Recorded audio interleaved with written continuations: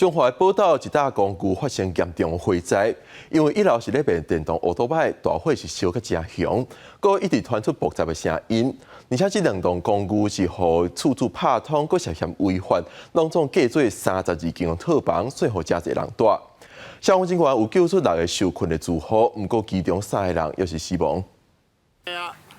大火南东沿甲规栋建筑物拢围起来，厝骹对外口在逃生，火势是真凶，佮传出爆炸的声，互边仔看到的民众嘛拢真紧张。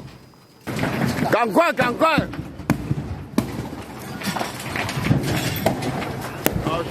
消防人员接到通报了，赶去现场，较紧布水线转水来降温，嘛一站一站在敲吹，甲受困伫内面的4个查甫、2个查某救出来，但其中有3个人互救出来的时阵无喘气、无心跳，送病院急救嘛是不治。这3个都是欧卡的，大概都是因为是呛伤啊，尤其是我们医院这个里面。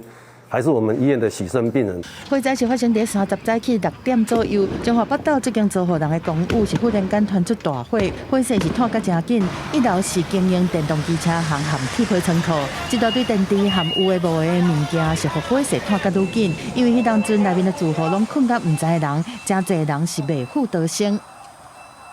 所以我发现1名欧卡的患者，然后经过搜索，在4楼的话发现2名1男1女。欧卡的患者，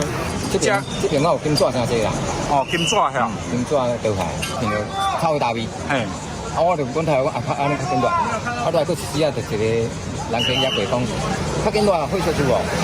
我来，我这边经过清的呢。中华关消防局讲，这间公寓是烧电的2栋甲炮通，拢总计做32个房间，其中29间租予别人，3间厝主家己住。建设处讲，这栋建筑伫87年的时阵有领使用执照，1楼是店，2楼、3楼是主体。厝顶加起的部分依序是违章建筑，因为涉及室内的装修变更，若确认厝主是无符合规定，就会有违反建筑法，上重会当罚30万。先需确认他。该户的一个任意楼层有没有分成6个以上的使用单元，或者是有10个以上的床位的这个居室，就是我们建筑法所称的公众使用建筑物，那就要依规定来办理室内装修等这些作业。官府嘛讲会甲因斗3工含斗安置，另外对啥那会忽然间来导火，该火调才会当进一步来厘清。记者综合报道。